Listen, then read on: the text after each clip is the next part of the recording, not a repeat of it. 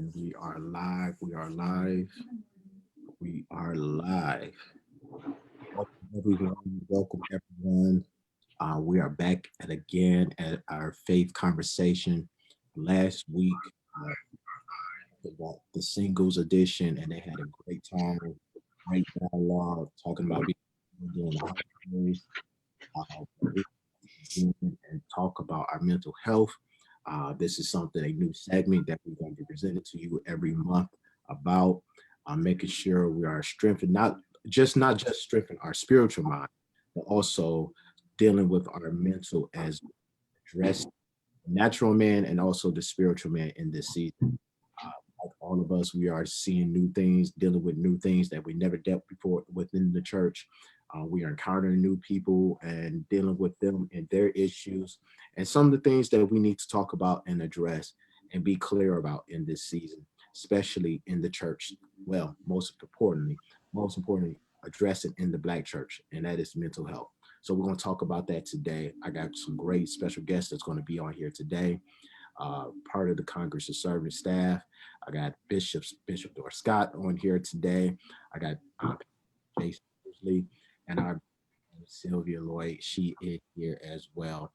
So we're going to go ahead and begin with prayer. Then after that, they're going to introduce themselves and give you a brief history about them before we start this conversation. So, Heavenly Father, oh God, we thank you on today for another chance, another opportunity. Lord, we bless you on today for all that you have done, all that you have made way for. Lord, we thank you, oh God, for what you're about to do in this season for your people, those who are still standing on the wall, that still believing and trusting in your word, those who are, God, is applying the word to their daily lives, those who are seeking after you, those who are reaching diligently for you, oh God.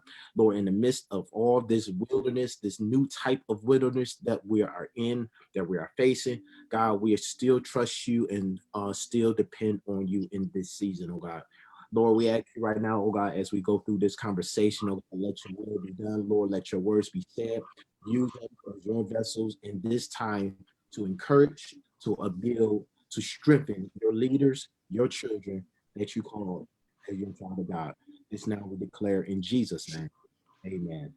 At this time, Man, we're going ahead and we're going to start with Sylvia Lloyd, and she's going to introduce herself and give her background. Good evening. My name is Sylvia Lloyd. First, I want to thank my brother, Elder Carlton, for the invite. Anytime there's a conversation about mental health, overall well-being, I am super excited to be a part of that. I have been in the field of social work for 10 years, graduated from UGA with my master's in 2010, primarily working in community mental health spaces. As of this year, I'm actually working on transitioning into private practice. And I also have, and doing more work with my mental health consulting company called The Silver Lining. So I got a lot of things moving along, but that's pretty much it. Amen. Amen. At this time, go ahead, Pastor Jason Moseley. Good evening, everybody. I am grateful to Elder Honey as well for the opportunity to be with you. I am Jason Moseley. I pastor the Agilent Baptist Church in Detroit. I am fresh out of my master's program. I am a limited licensed professional counselor, and I'm learning every day something new, something exciting. I just started, it's been a year for me in community mental health, and what a difference it has made in my life thus far. So that's where am right now. I do have, or I have partnered with an individual by the name of Michael Evans. He started Divine Mind Counseling, and we are growing that every day. So I'm grateful to God for that.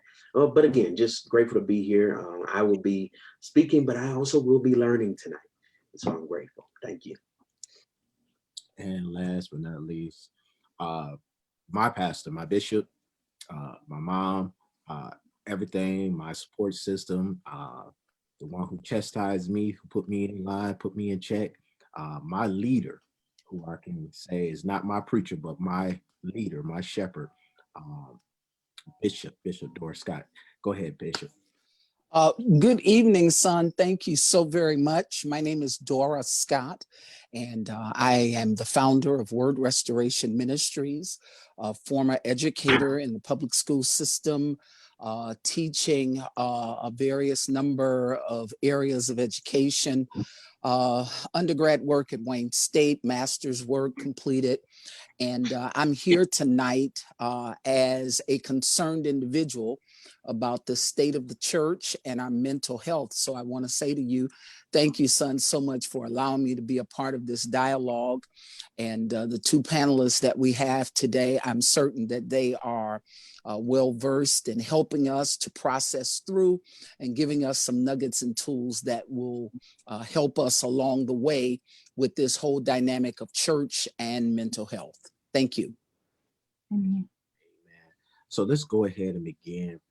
Like for everyone to hit that like button, to hit that share button as we continue with this conversation. If you have any questions, please post your questions in the comments and I'll surely will get to them. If we don't get them today, we will answer you, we'll inbox you, or we'll come back and deal with that topic or that question. So please submit your questions. Please don't be scared to submit your questions. Trust me, if you're thinking about it, someone else is also thinking about it as well. Trust me and believe it. So let's go ahead and go and start with this conversation on tonight. Thank you again for each and every one of you for coming join me in this conversation. This is something dear to my heart because a simple fact, a couple of years ago, I had what they diagnosed a anxiety attack where I found myself just breaking and falling apart. And I was suffering spiritually in my mind because of so fact I came out of the PAW, I came out of Pentecostal church. So that aspect of okay, your mind dealing with anxiety, that is the devil. That is the devil, you know, that is a demon that you got to deal with. So that thought process was in the back of my mind when I was dealing with this stuff alone, because I had no one to talk to about it, because I believe what I was taught when I was a younger child. Hey, you dealing with something, you got to suffer on your own. You got to will it out, give it to the Lord. That's what they said. Give it to the Lord. Go tarry, put it on the altar. And I feel like, okay, I gave it to the altar and I'm still suffering. So let's talk about that aspect. Leadership, people in leadership, and they suffering alone. What is your thoughts about that, especially in the Black church? I'll just start with Pastor Jason Moseley. About suffering alone. I and I haven't heard it too much as of late, but I do believe that if anything is of the devil, is silence. Mm. Having to or thinking that you have to go through this or whatever you're experiencing alone. I think God has strategically placed individuals. It's no more than when you're in trouble, you call 911. No more than when your house is on fire, you call the fire department. When you are experiencing different levels of mental instability and illness, I believe that he has given individuals who have been trained to speak to that, you know, in whatever form it shows up, anxiety, depression. And if we're honest, as you was just saying, leaders go through it just as much as anybody else, you know. And here it is that praying, we're not saying that that's not the answer, but we're saying that it's not the only answer. Right. Okay. We pray and avail ourselves, and I say this oftentimes, that oftentimes the greatest altar we'll ever experience is somebody's couch or chair, to literally be able to explain what we're going through, how we're feeling, and receive some type of engagement, again, from somebody who's been trained, that will ultimately help us through the journey and process. Sylvia? everything Pastor said, but also I think in my experience in the church, and just to clarify, my perspective is going to come from a person who lives with anxiety and depression, a Christian, and a mental health professional. So I think for me, as a Christian, growing up in the church, it was just something that was kind of discussed, but again, it was just like, we're just going to pray, we're going to fast, and that's going to be that. You're going to be good. And although there might be some intention behind trying to help that person, it's very short. Like, go up to the altar, we're going to pray, and then that person's kind of left to still figure it out. Because, I mean, is there healing in prayer and fasting? Yes. But like Pastor said, there's other things. That's not it. Like, there's other things that you can add to your toolbox. And I think in my experience in the church, a lot of times it's looked at as you not having faith enough to believe in your healing. And a lot of people are scared to open up about what they're dealing with for that simple fact. Like, they've been taught their whole lives, oh, if I'm dealing with this, it's because I'm not praying enough. I'm not fasting enough. I'm not going to church enough. I'm not serving enough. When that's not it. Like, this is just something that you're dealing with. And because of the stigma, we don't talk about it. People will literally disappear from church having depressive episodes, and we don't talk about it. It's kind of just like, oh, they was gone for a minute, but now they're back. Amen. But it's like, I think it's a lot of shame involved in it. It's a lot of shame, and it's a lot of connection with your faith walk. I feel like if you're dealing with something, it's more so you're not doing enough. Right. So Bishop, I want to ask you this. Now, you're from the old church. I can say that. You can say that, sir. Yes, sir. You're from the old church. No disrespect in any type of way for everybody out there. I'm just saying the old church.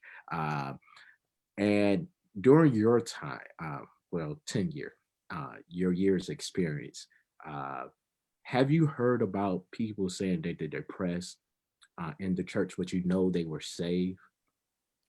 I would honestly tell you that being just a few weeks shy of 59, being in church all of my life, it was never a conversation. I never heard a pastor say, I'm going to take a sabbatical because I'm mentally overwhelmed. I never heard the choir director or the musician or anybody, definitely no one in leadership. So no one in leadership, and anyone from the pews that we ever learned of that was characterized or pulled out or pointed out as being an individual who had some mental instability, it was greatly frowned upon.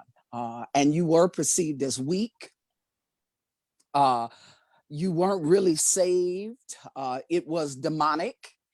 And you just needed to come to the altar, get some prayer, pick yourself up. And everything was geared towards just keep it moving. It doesn't matter. And I learned personally through a multiple number of close losses. I mean, I'm talking my mom, my dad, my brother. I just kept moving. Because keeping it moving was a suggestion indirectly that I was holding on. And we all know that that is clearly not truth. Right. And they would just give you a lot of scriptures. And again, I agree with Pastor. There's nothing wrong with prayer. There's nothing wrong with the scriptures, but that was it and all. And Sylvia hit it right on the head when she said, you know, they bring you to the altar, they pray over you. And then after the prayer, the lights were turned off, everybody went home, and you were supposed to be able to function. And to me, in some cases, pouring the oil on the person and praying for them, actually, Carlton, it made it worse, because now I have a can of worms that's open and I don't know what to do with it. I don't know what to do with it. So absolutely, there was no talk, no conversation.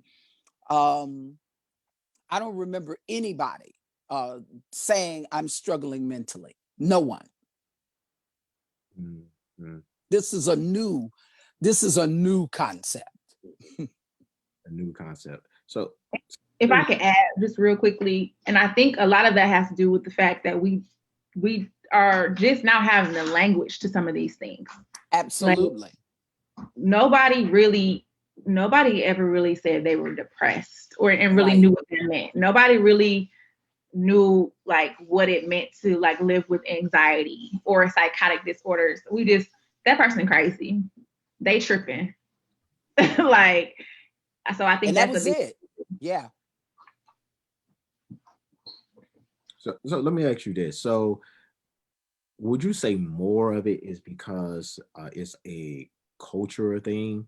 Because I talked to a few Caucasian pastors, and they was telling me what they do to deal with mental health, dealing with um, things that they had dealt with over in the past when it was going up in church, and that was something that it was a norm to them. They took time off.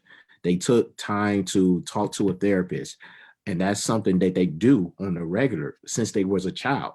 But would you say this is more of a cultural thing as far as in the Black community, that we don't want to talk about what's really going on the inside of us? Bishop, you probably know this more than me, but sometimes, especially in the church, people just need rest before we Yes. even get to any other part. Sometimes we just need rest, and even from a pastoral perspective, you think you the one that got to be at the helm every week, that you don't even take the time to get that rest. And so now, not only do I need rest, I am dealing with depression. I am dealing with anxiety, and all these different things are piling up, but oftentimes it's rooted in one specific thing. You know what I'm saying? And that's just one part. Of course, that's not everybody's play, but I think we have to be strategic in how we do what we do. And that's from leadership on down. Even now, especially when it comes to COVID, more people are dealing with burnout, Yeah. but we don't want to be honest and say I'm tired, because hey, Reb need help, or Bishop counting on me, and all this other stuff. We don't want to be looked as if we're not ready, and willing to serve. But and we've heard it time and time again, you can't serve from an empty cup.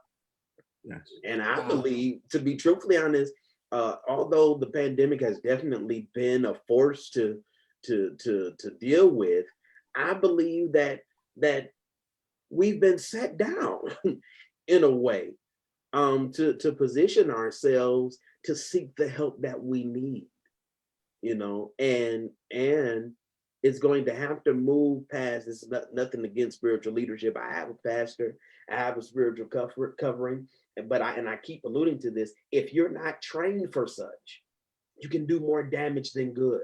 Yeah. As a pastor, I felt the need to go get some training, because there are just certain things that I need to know in addition to my word, that's going to help somebody else along the way. And then I also have this little thing. I can't be your therapist and your pastor. Right. I got to be either or, because you're not going to get me on both accounts that Pastor so-and-so said such and such. And again, now you're worse off than what where you started. So again, just really about being strategic and knowing what you need, and then actually going to get it.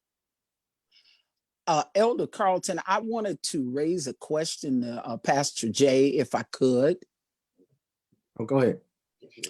Pastor, being a millennial pastor as you are, I remember back in my Bible college days, we were taught hermeneutics. We were taught how to do exegetical studies and so on down the line. But I don't recall an emphasis placed upon, hey, you need to exercise some wisdom, get some training in the area of mental health. Or if you're not going to get it, you need to start making connections with therapists, with social workers, with individuals whom this is their background. Absolutely. What is your take, Pastor, now on many of millennial leaders and millennial pastors? Because now we are becoming more vocal about what's going on. How does the millennial generation in leadership, be it they're the senior pastor, they're the second chair guy, they're the chairman of the deacon board, how do they now confront that? What is the conversation? What does it sound like? Especially again, and I'll say even in the last year, a lot of individuals, this conversation has been at the height, probably more now than it's ever been, and I believe my generation of leaders, because everybody is not or doesn't have that education, they are referring out, and making sure that their members are receiving adequate teaching and are able to, as you just stated, Bishop, connect with individuals that can definitely deal with that particular area, and we're not, and this is no jab at anybody, but we're not offended because that ain't our niche. You know what I'm saying? Right. We can't do this. So instead of trying and making matters worse, we literally go find somebody who has been trained, who has received the proper education. Or there are some pastors I know who they may not be able to go through the master's level or whatever like that, but they're receiving some type of assistance in what anxiety and depression looks like, how to adequately assess, so then that they are able to help. But even in that, they're doing more referrals than anything else. Good. That's good. That's good. Thank you, because I was curious, because again, this is something for a very long time in the Black church. When Elder Carlton talks about culturally, I do believe that, of course, our church is the Black church is a direct reflection of what we generally experience culturally as African Americans. And so therefore, you wouldn't send your kid to therapy. Right. If he kept cutting up, he was going to get a belt. Yes, Lord. And we were going to get him together. We were going to beat that demon out of him, or he wouldn't be able to sit down. And that's just what we did and how we did. And if he would talk about, the child could say, well, I'm having an attack. What do you mean an attack? No, you're going to get off the game and and I'm not suggesting that how a parent chastises, that is of their choice. But what I am saying is that's just something that we didn't deal with. But I think it is important, Pastor, when you talk about leaders who feel I'm letting my pastor down, I think that a pastor needs to be insightful enough, don't internalize, and say to that faithful person, hey, sit down, take a break. Go home, take your wife out to dinner, go to the baseball game with your kids, do nothing, read a book, sit by the fireplace. They need to be insightful enough or willing to say, it is okay that you take a break, because if you don't take a break, it's going to do more harm than good. Yes, and that's good. That's good there. So, Sylvia, I want to ask you this about, we're going to talk about breaks. What types of breaks you should suggest to, just not just as for leaders that's in the church, but people who go to church faithfully, who attend, trying to be, do their due diligence and support the church and everything. who's going Sunday to Sunday, who's tithing and everything, what suggestions do you have as far as breaks take place when they are feeling overwhelmed, when they feeling burnt out, when they feel like, hey, you know what, I'm about to snap? What suggestions? Um, I think first is being able to say what you just said. A lot of people can't even have that conversation, like with themselves, let alone anybody else. So actually being able to identify the fact that you have nothing else to give, and then figuring out how to fill up your cup, that looks different for everybody.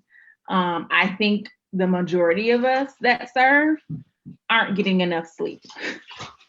At one point in time, I was working midnight Saturday into Sunday, and I would leave work, go home, change, and go right to church, get through service. And at one point, like I was literally falling asleep in the choir stand. I'm like, what good is this?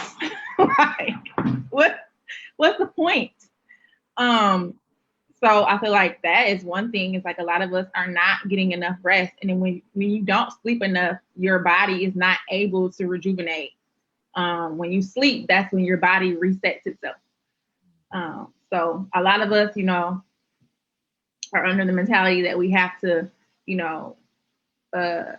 work now, sleep when you're dead. I mean, I personally believe I want to get my sleep here so I can have a long life. So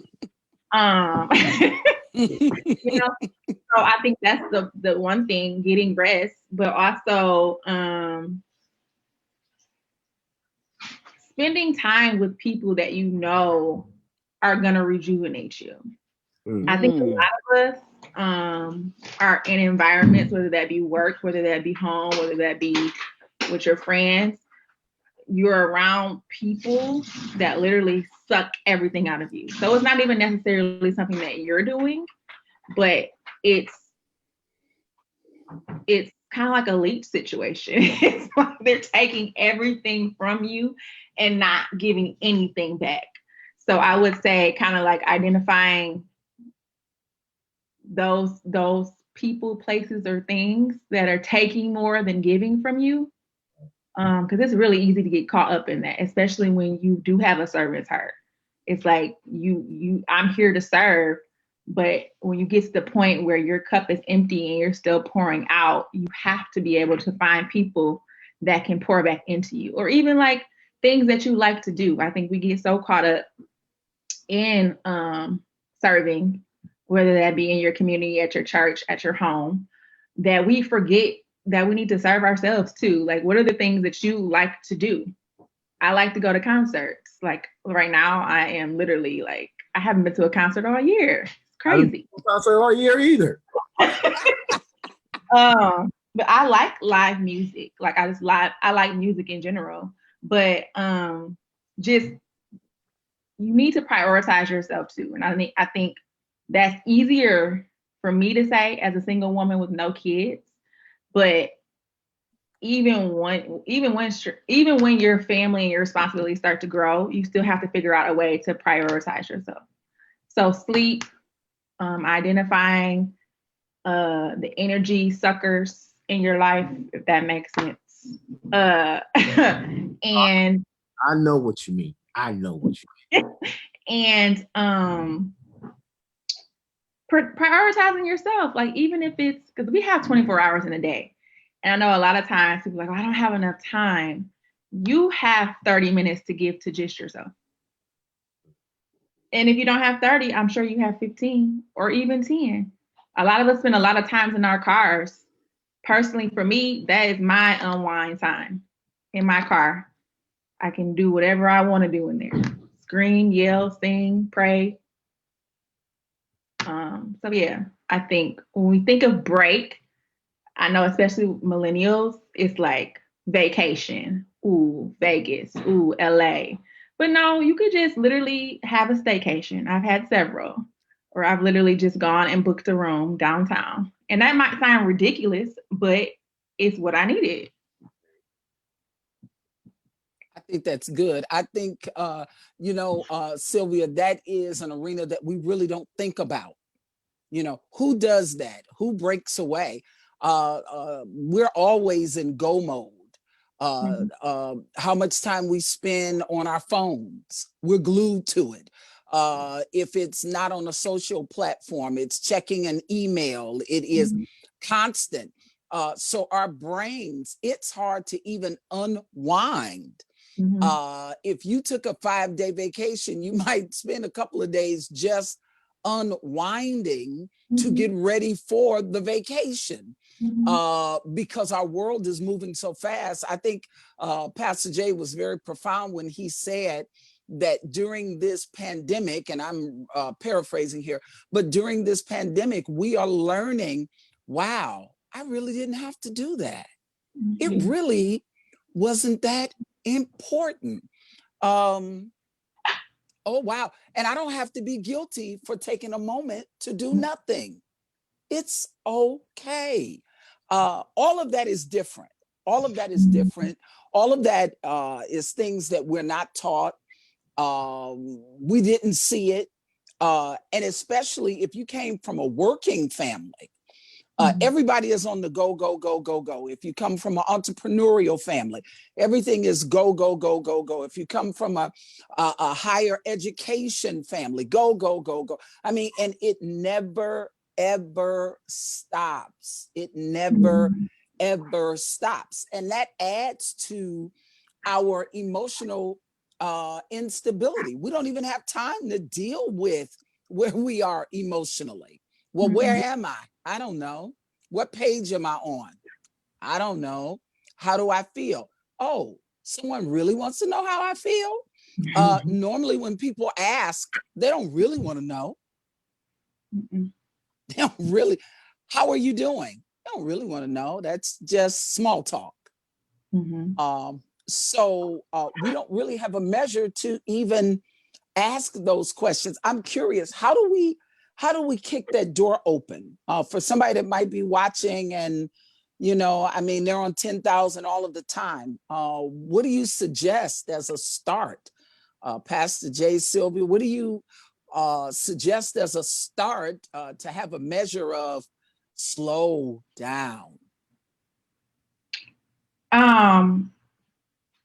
I would say like really, well, I guess you would have to slow down before you can even do that, but really taking inventory on how you feel, how people make you feel, how environments make you feel.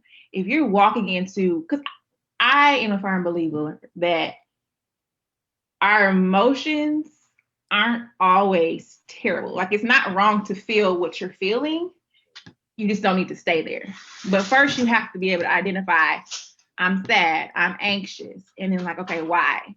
I have learned about myself. A lot of times my anxiety has nothing to do with me. It has to do with everybody around me. And because I am an empath, I absorb that. So I have to be careful about the environments that I go into. The other side of that is, what do you have to do to like get through your day? A lot of us wake up, we can't do nothing until we have some type of caffeine. So Wow. at the other end of that, once Excuse we're stuck, we come home, I gotta wind down. So I'm drinking something, I'm smoking something, I'm popping some type of pill. If you find yourself having to do something just to motivate yourself to get to church or to get to work, or even to get to sleep, because some of us drink caffeine all day. We when it's time to go to bed, we can't wind down. We're literally like this because you've been drinking coffee since 7 a.m. So like looking at those, I think they're little things, little adjustments. Like if I'm having to drink 5 cups of coffee just to get through my day, maybe you need to figure out how to prioritize your time and your schedule a little bit better, because you should be able to get enough rest to have energy. Now, I'm just a coffee drinker. I love coffee. But if you just have to have it just to even make it through a morning meeting, then something's off. Like either you're not getting enough sleep, or you're drinking so much caffeine or taking other things to suppress, because all these things are to suppress whatever you're feeling. I'm tired, so I'm gonna drink caffeine. I'm anxious, so I'm just gonna be real. I'm gonna hit this marijuana real quick, like, or I'm gonna, stop by the liquor store and get. So we're doing a lot of suppressing our emotions instead of really dealing with them. So I think the biggest thing would be to be able to identify, hey, I'm sad. Right. Okay, what happened? What's going on? Like, what was the trigger? Being able to identify the trigger, and then, I mean, if your trigger is your kid, you kind of have to figure that out. But because I get it. But like, just making decisions and being able to actually sit with your feelings long enough that you can figure out why you feel that way. Because I don't think a lot, and myself included, I don't sit with my feelings long enough to figure out why I feel that way. So then when it comes back again, it's just like, oh, well, here it go again. And then you find yourself in this habit of, I'm feeling this way, I'm going to do this.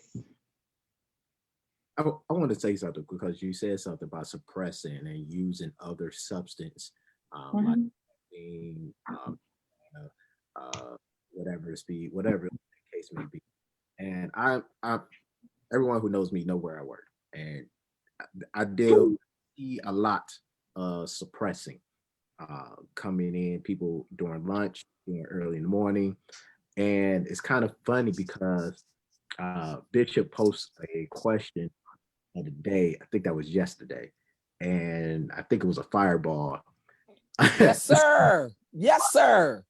Sitting on the porch, and I just quoted because I seen this time and time again in my neighborhood. I seen it from my grandfather, God rest his soul, where before he walks in the house, he take a sip and just like, okay, let me get my mind together before I walk in this house. All right. Right. Like I already know I'm walk myself in. Let me go ahead and get this down.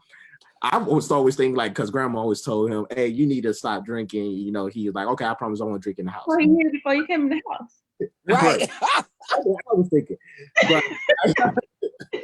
But I just realized something, that when you talk about suppressing and dealing with the emotions, dealing with your emotions on the inside, I would have to say at the age of 30, it's not that far long ago, but at the age of 30, all right, I just found myself really acknowledging the emotions that I had. Like really acknowledging, like, okay, I feel angry. That's normal. Angry, that was normal. So that wasn't really something I addressed. It was more, okay, that hurted me. Mm-hmm. I am really feeling like people are using me or stuff like that. Stuff like are coming in my head, and I'm like, I don't know how to deal with that. So I know some people out here on Facebook, out here as we having this conversation. When was that? How can I put this?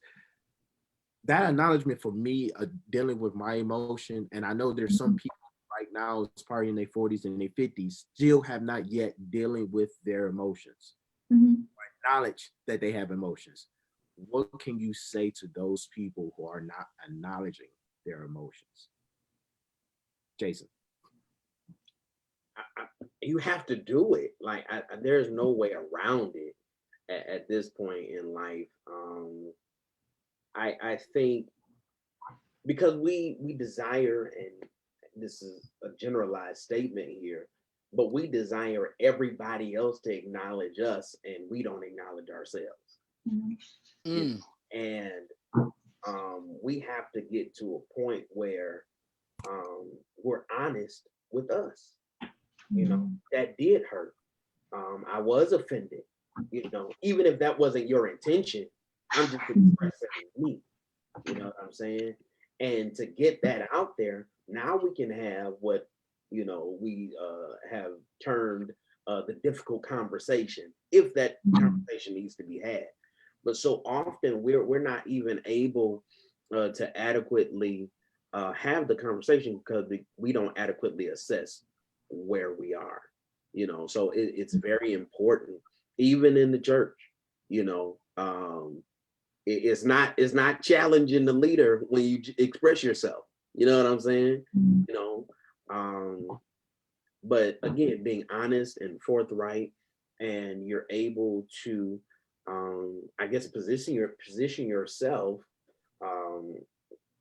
for a better way of being free from your emotions. When I acknowledge them, I can be free from them. When I don't acknowledge them, chances are I'm controlled by them.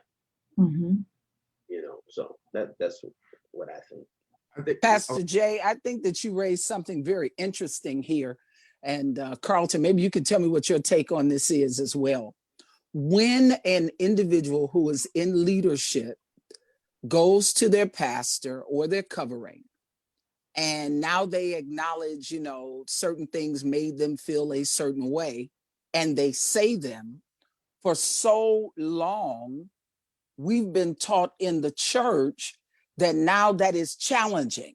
Mm-hmm. Whereas I believe that the leader should not internalize it and make it personal and say, wait a minute, this person is now expressing what they feel.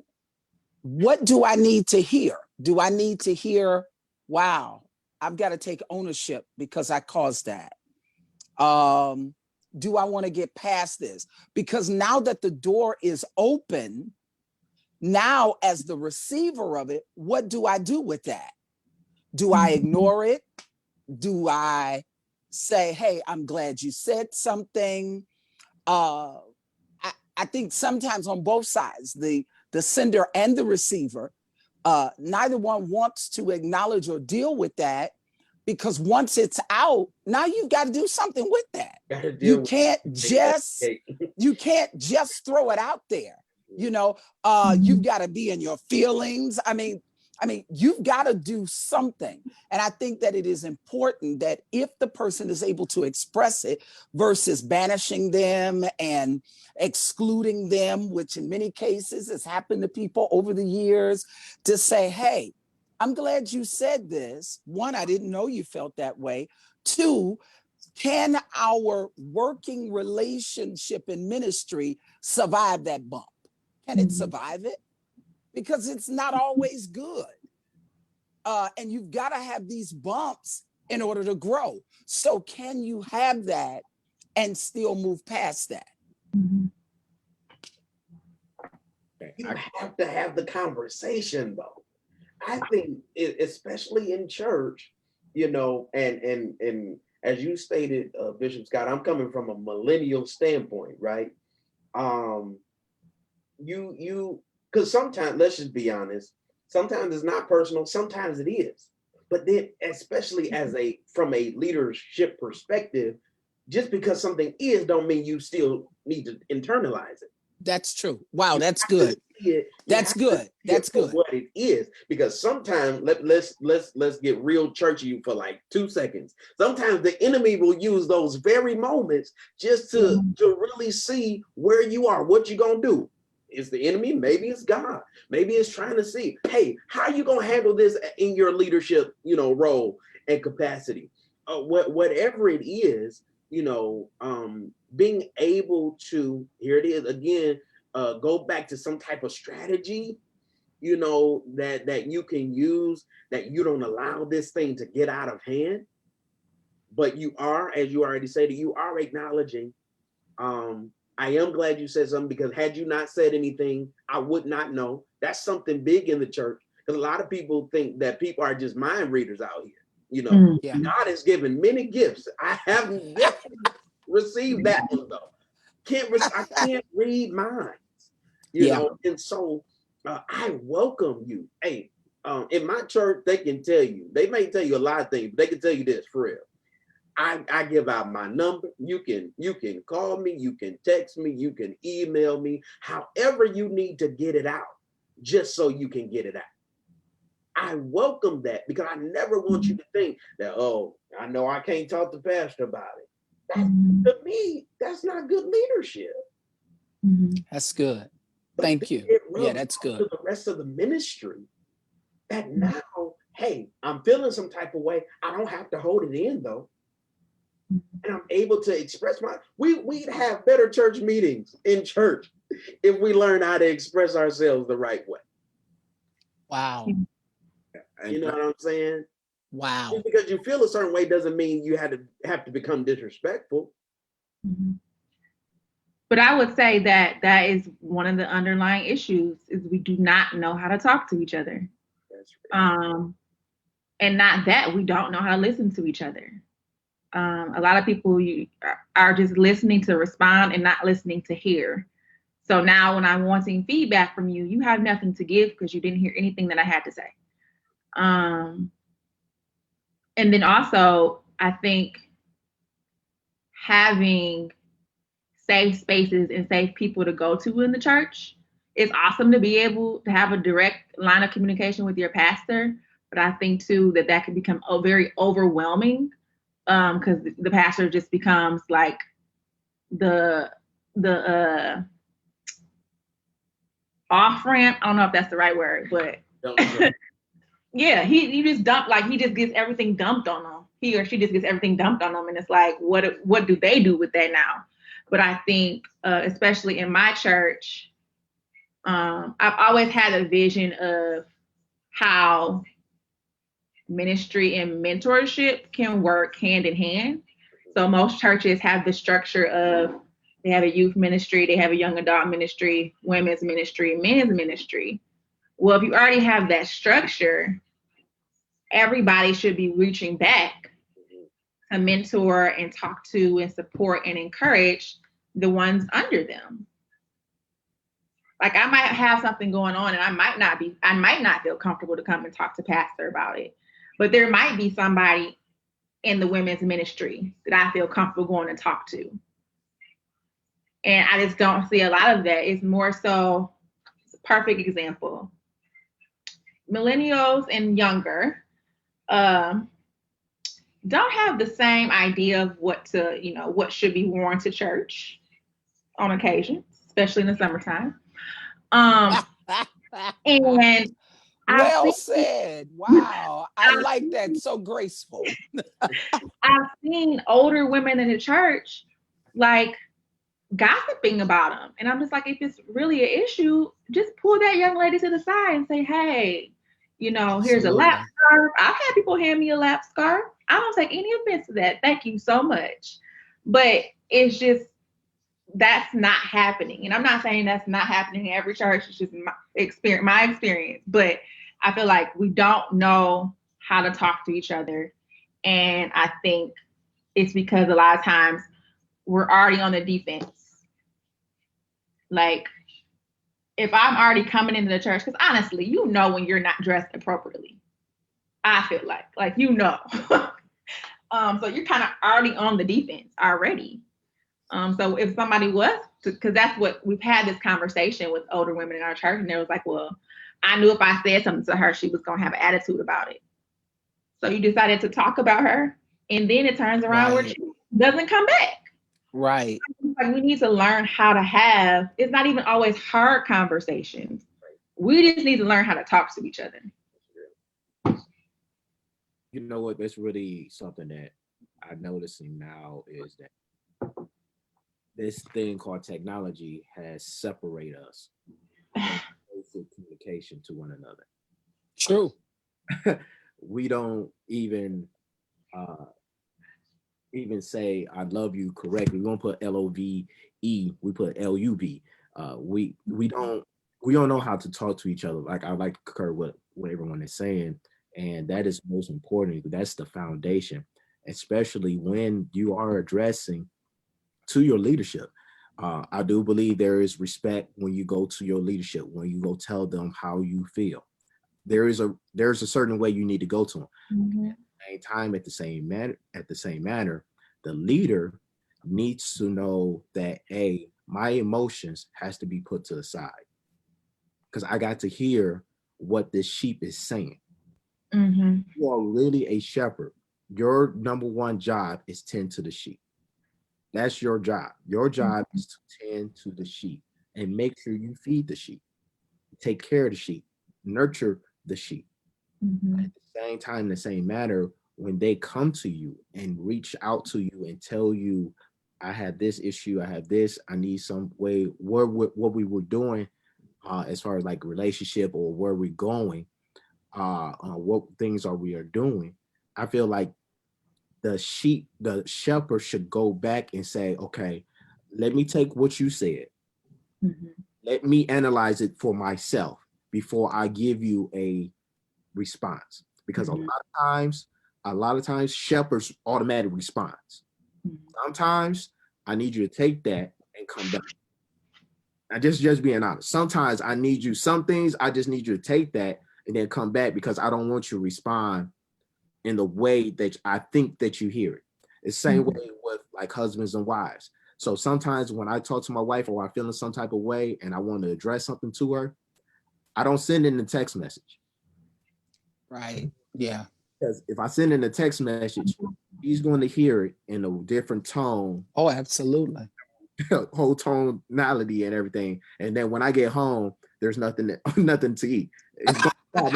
Not hungry. I'm walking in the house and I don't see nothing. I'm like, I'm gonna smell nothing. What's going on? I know why. I gotta look back at the text message. Right. Go Kelly. Go Kelly. Go Kelly. Don't support that. Anyway, what I'm saying is one book that I go back to time and time is this book right here. I don't know if it is. It's called The People Factor. Okay. Van Moody. So this right Oh, here, wow. this book was introduced to me.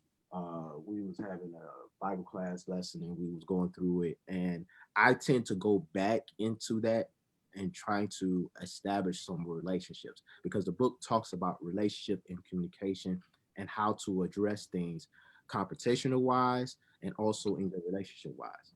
And I feel like a lot of times shepherds forget to, when they receive the information, to go back, take that time, but also when you have to let that person know, hey, I heard what you said. I'm going to get back with you. A lot of times, a lot of shepherds say, or just totally ignore it. And that's the one dangerous thing you don't want to do is totally ignore what the sheep has said or share with you. That's something that a lot of us in the Black church has been guilty of, where people would leave the church because they have a conversation with the leader and they just walked out, and because they never got no response or felt like the shepherd really cared how they feel. So I believe that aspect as communication is the basic foundation to solve a lot of our problems, especially mainly in the Black church, because that communication aspect is very important as well. So I want to ask this to Bishop Scott and Sylvia, and then I want to ask you this, Moses, because me and you the only ones that's married. So you're single, and this whole COVID quarantine, this pandemic, how does that make? How was that? What does that do to a single person in this time? I talked to a couple of single people and they were saying, hey, this is a time of where I have a lot of time of self-reflection, but at the same time, I realize I'm alone. So what would you say to those people who are single and depressed? And then we are facing the holiday season that's coming up fastly. You're going to look up, it's 2022. I'm letting everybody know. I'm just saying this. I'm already in 21. This is already 21 for me. So what would you say to those people who are single and getting ready for the holidays? And now at the same time here in the state of Michigan, just in case for where we are in this 3-week pause. What our governor said, 3-week pause, not shutdown, pause. Okay. Shut the street down.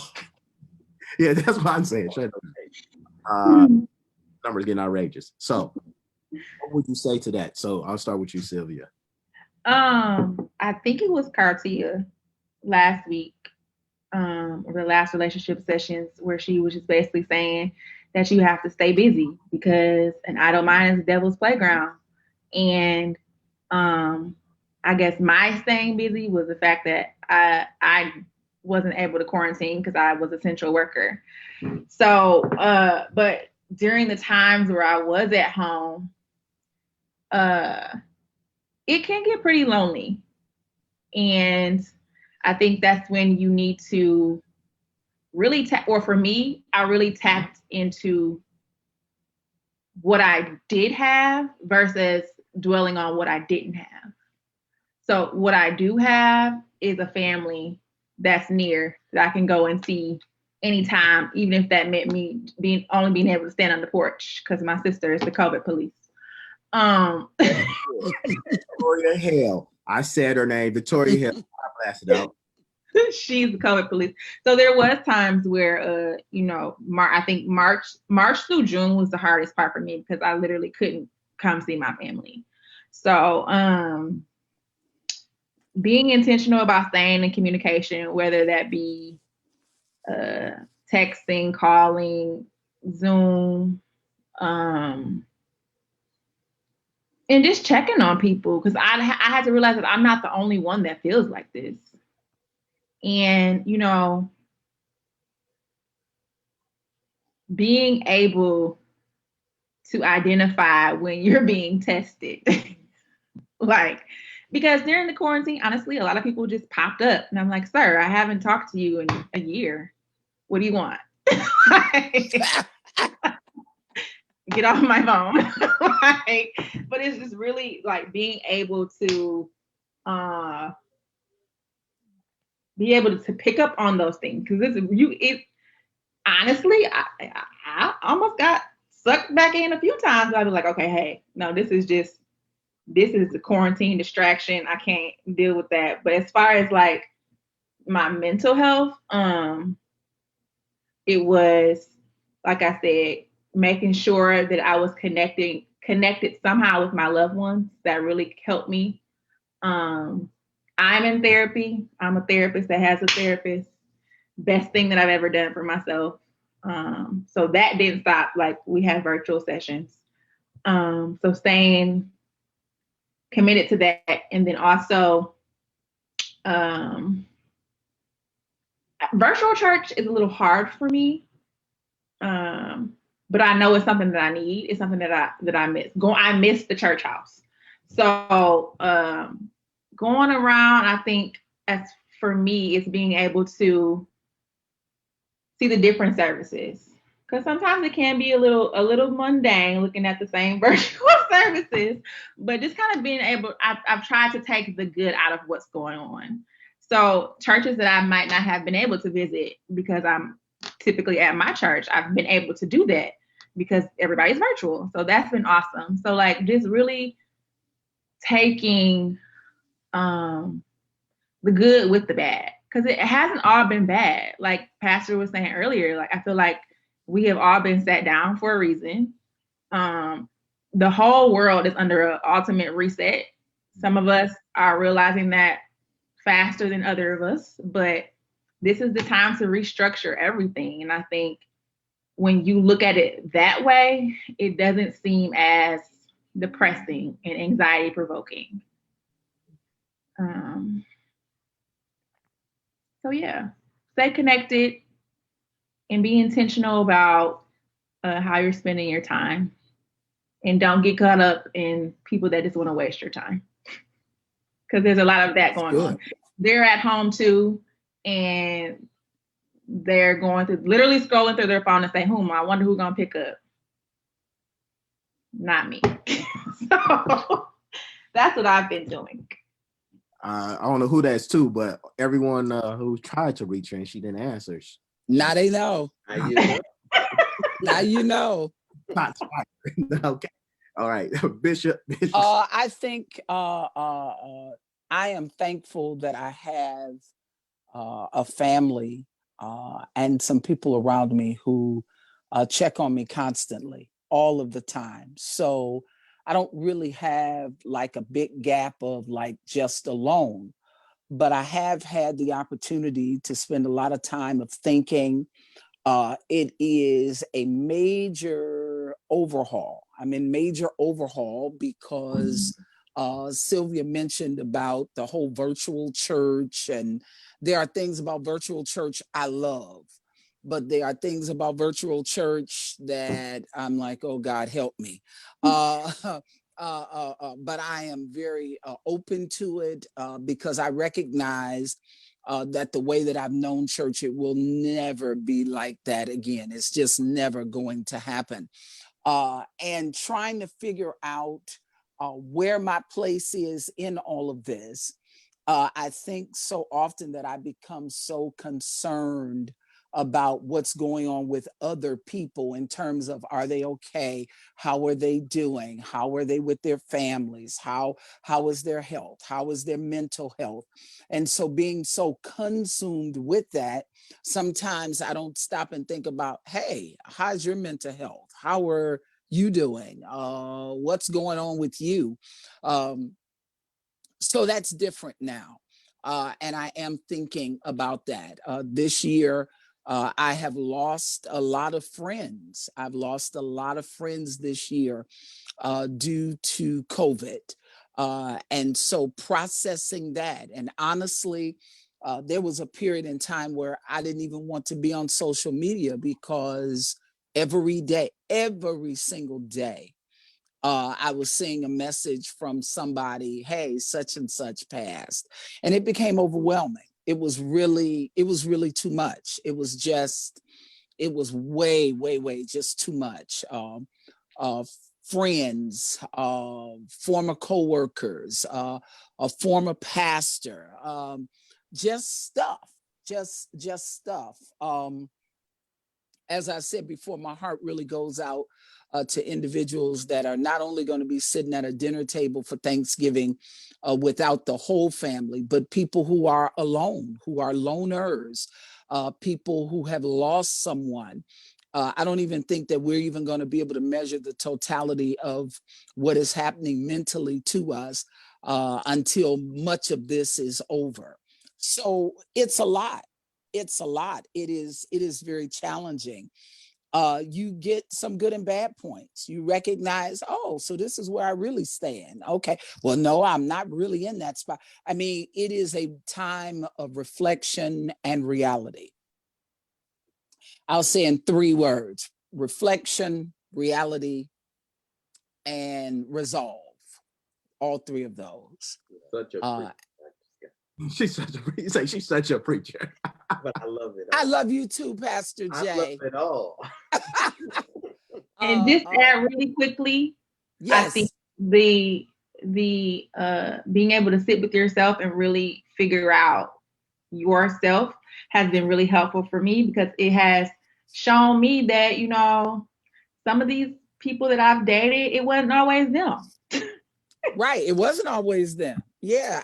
So, Right. I'm learning that I had more pieces to my luggage set than I thought. mhm, Things don't bother me as they once did. It's like, that's what you want to do. I'm cool. And I'm so mhm, cool till I'm not mad. I'm okay. Do you? And when you come back around my way, let me know that you're coming. And I'm okay. So mhm, that's why I said there's been a lot of good, but some bad as well. mhm, Um, and I'm praying because I'm constantly asking myself, where is the balance between the church, between the family, between relationship? Like, where do these points all meet? There was a time I could have said that I had an idea. Honestly, Carlton, I'm not so sure now, because it seems like the lines keep moving. mhm, The lines keep moving. And I'm on Sylvia's page, with the, I think every leader needs to have some kind of therapist, for real, because everybody's dumping on you. Where do you go to dump? Where do you go? So that's been a really big thing for me. So it's, some of it I can verbalize because I pinpointed it. A whole lot of it I haven't even pinpointed it yet. I'm still in the process of working, because I do believe that coming through the winter months, even though we're on this, what'd you call it, Carlton, a 3-week pause, I believe our pause is going to be a whole lot longer. Yeah. I believe, and I ain't speaking prophetically and all that kind of stuff. I ain't trying to do that. That's reality. Since Pastor Jay is over there teasing me. Oh, that's mhm. reality. God gave us common sense. But because many of the people I mean, to tell them you can't be with your family in a pandemic? Come on, are you kidding me? So the ball is just going to keep snowballing. We're in the middle of a custody battle. I don't even know who my parents of the government are right now. I mean, so it's a lot going on. And so if you can't figure out who the parents are, who's dealing with the pandemic? So I mean, so it's just a lot going on. We got people losing their jobs with no unemployment. So it's a lot. So yeah, so those are my 3 points. And that was my close, Pastor Jay. I'm done. Yes, Carlton. That was our 3 points of the close. That was yes, sir. You know what, Pastor Jay, since me and you are only ones that's on here that's married, Bishop did bring up a point about grief during this season.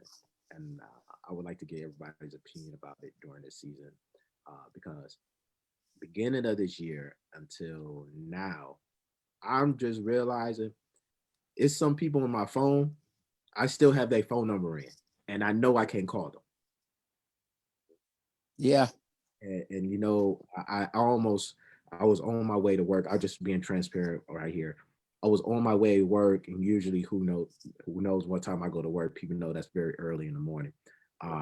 They know they get it. If you ever got a text message from me early in the morning, you know what time it is. But they know. And I apologize, but that's where I am. And I normally make a phone call to someone who passed earlier this year, and I literally dialed their number, and I stopped myself and said, "No, that ain't gonna work. I can't do that." I literally just had to stop in the middle of Jefferson and pull over for a second and just reflect before I got myself to go into the workplace, because so fact I was so used to calling this person, and it didn't hit me until that moment that person is not here. So I want to talk about grief for one moment. We're going to share this for the last 10 minutes, and then we can go on off our way. And then next month we can come back and go continue with this as dealing with mental health for next month, especially because Christmas is coming. We definitely got to talk about mental health during Christmas time. How should people deal with grief in this season? Because a lot of us didn't get a chance to bury our loved ones. A lot of us didn't get a chance to go out of town and see our people, see our family that passed away, and comfort those who are in need at those point in time. A lot of us had to deal with the simple fact, okay, I got to literally watch this funeral service on my phone. And then I got to cope with the emotions with that later, especially in the Black community where we need that final goodbye, that final celebration, the repass. We need that because that will help us in the long haul. So how should we deal with grief in this season? A lot of people haven't talked about it, but let's talk about this grief. Okay, I can start. I had an aunt that passed in August, and my brother also got married in August. So just before I talk about, grieving in general, I feel like there is grief in different stages. So some people are grieving people that have actually passed and are no longer here. And then there's some people that are grieving the fact that they have loved ones that are sick and they can't care for them, they can't see them. Some people are grieving the fact that there are celebrations that have been going on and they haven't been able to attend. I think, again, it just goes back to the fact that you have to acknowledge how you feel about it, and kind of figure out how to process that. Again, if that means talking to a therapist, do that, because grief, if you don't deal with it, it will eat away at you. It's not going anywhere. And it may be that you have found a way to kind of just cover it up. But you're gonna have to deal with it at some point. No matter how deep you bury it, you're gonna have to deal with it. for me, it was talking with my therapist about the different things I was experiencing, but also talking to my family. Because I think a lot of times we forget that you're not the only one that's grieving. And sometimes it helps just to like sit with, you know, your other family members that are experiencing the same thing and kind of just talk about it. Whether it's talking about the good things, talking about the things you miss, talking about the happy memories, and all those things. I think a lot of times we just go to the funeral, go to the repast, and again, everybody kind of just deals with it on their own. But nobody, it's like kind of taboo. I don't know. I feel like it's taboo to talk about it. Like, how do you go and ask somebody, like, well, how you been doing since your daddy died? Like, that's always been like a source of anxiety for me because you never really know. Like, you never really know if it's helping that person to talk about it. So it's tough. But I think my main point would be to again identify how you're feeling about it. And then go allow yourself to go through the stages of grief because there are stages. There is, you know, denial, anger, acceptance at some point. But yeah, you have to allow yourself to go through all those stages. Pastor. Wholeheartedly. This year, I haven't lost a lot of people that's close to me. Definitely people I've known and everything like that. But when it comes to grief, something I experienced this year, actually, I know the date is October 8th of this year. Um, on that day, 9 years ago, my grandmother passed away. This year, for some strange reason, made me think of 9 years ago. And Miss Sylvia, when you were talking about actually having to deal with grief or go through the stages of grief, I felt like I was pretty strong. I had just turned 22 when she passed away and everything like that. And, I felt the need that I needed to be strong for my family and, my mom and all those individuals that I really didn't process the way I needed to. And so from the time I woke up at 6:30 on October 8th this year, I boo-hoo.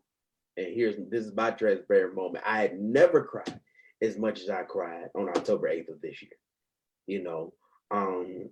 And it's just because I didn't know how to really express what I felt. My grandmother was everything, but that's what people are experiencing. People are losing individuals who they tag, this is my everything. Like you said, usually I make a phone call at this particular time, and to not be able to do that, that's a culture shock for people. And we have to be able to deal with the culture shock, or else you'll find yourself years later, which I do believe in some shape, form, or fashion, we are going to grieve years later because of COVID. You know what I'm saying? But at the end of the day, if I had to give quote unquote advice, I would say go through that particular process, experience that particular journey. As already been stated, allow yourself to experience these stages, or else everything is going to happen all at once. My thing is, you're going to deal with it in some shape, form, or fashion, period. So you might as well deal with it in a healthy manner, that you're then able to maybe assist somebody else who may experience the same thing.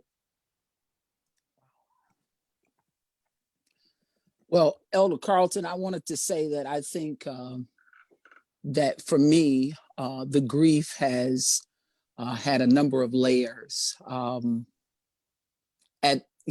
this whole COVID thing started, just prior to the actual breaking of it mid-March, I lost a good friend in February.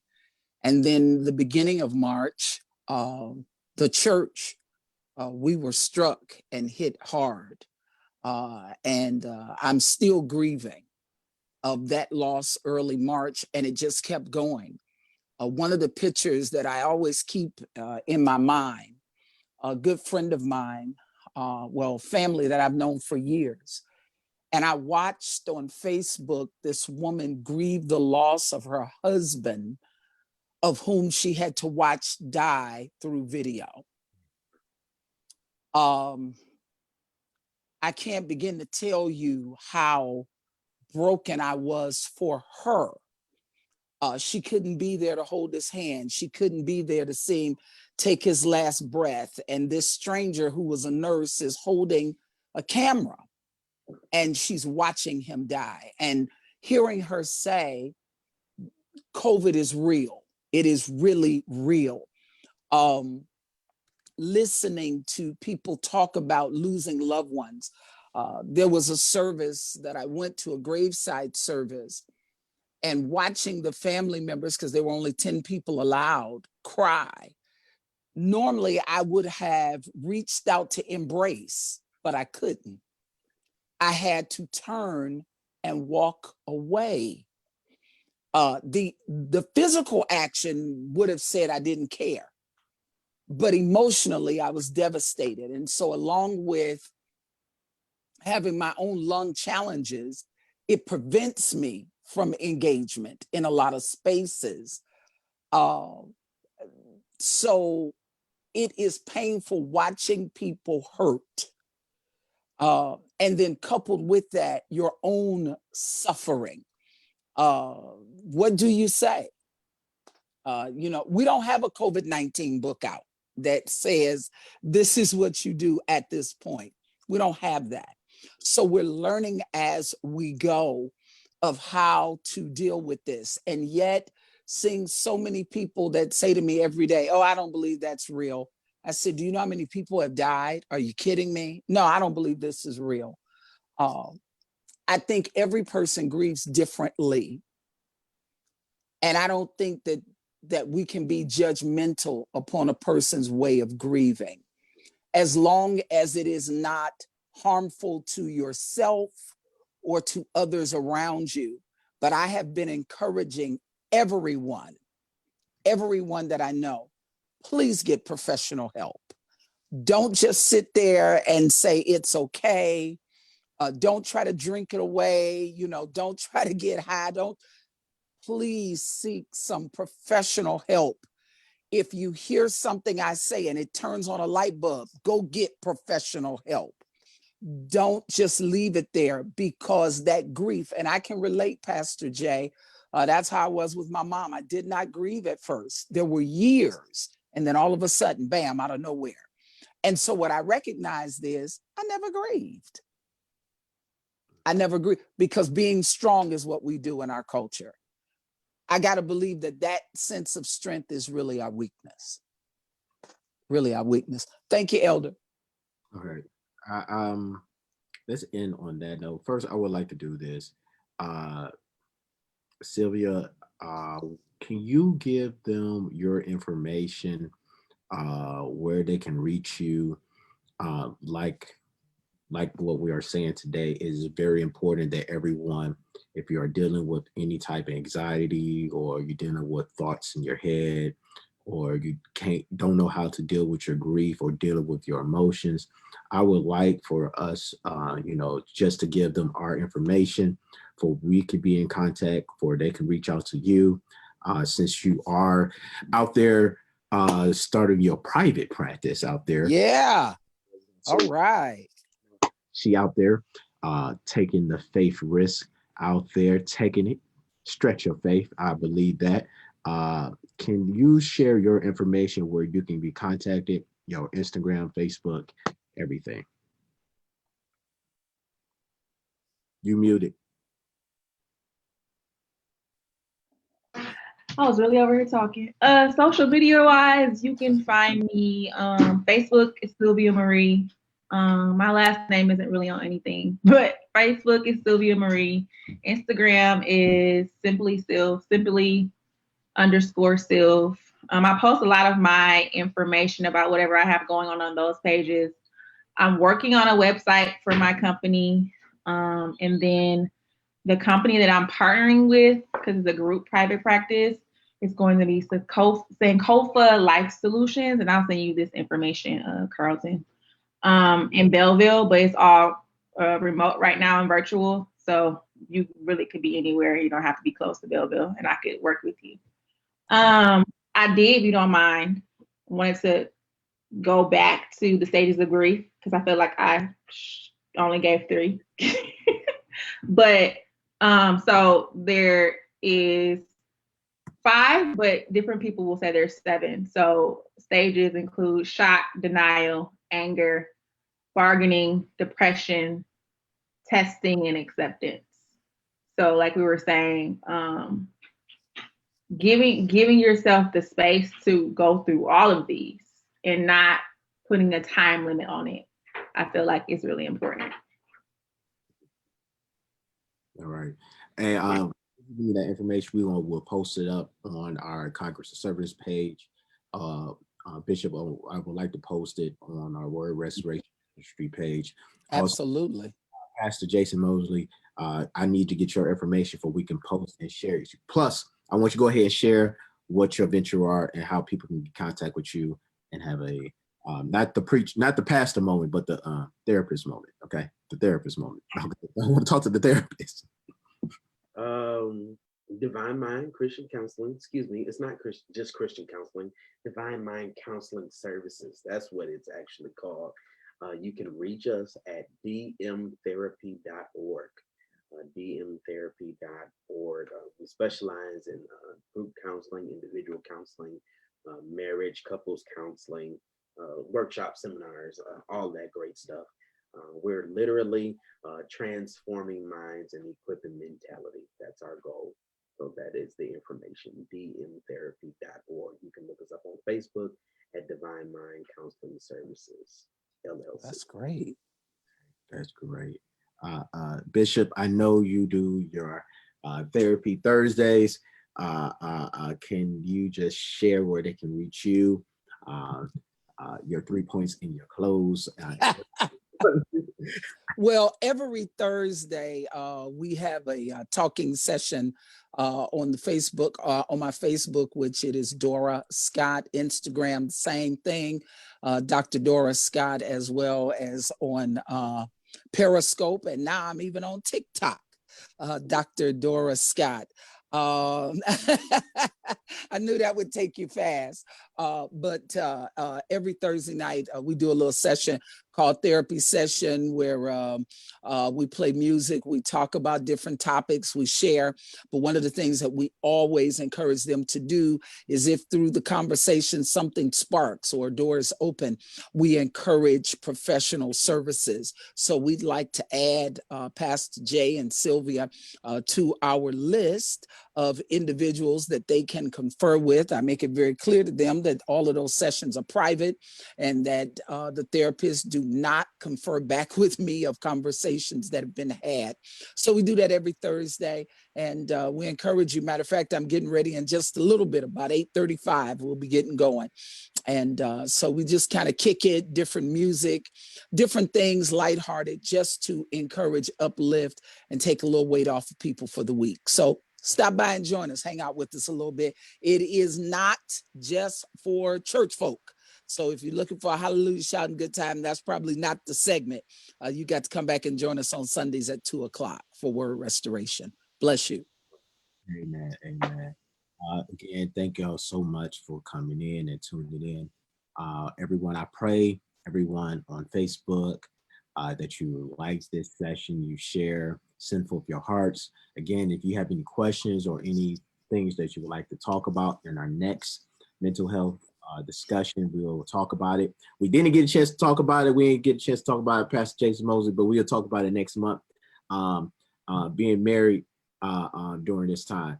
Oh, that's good. Therapy session we need to talk about. A lot of couples. I'm surprised. I saw the number of how divorce rate went up during the COVID. It just went straight up. They're like, woo, they really didn't know each other. Really didn't like each other. Oh my. They're like, you know what? I can't do this. I really don't like you. Really don't want to be here. This ain't gonna work out for me. So we definitely got to talk about that, and especially the alarming rate as far as the divorce rate in the Black church. We definitely got to talk about that. So Sylvia Bishop, we're going to have you on there because we got to talk about the singles during this time as well in their mental health, and heal. This is our time of healing, being restored. So that's all work together for one another, and build one another, to encourage one another, and make sure that we get what.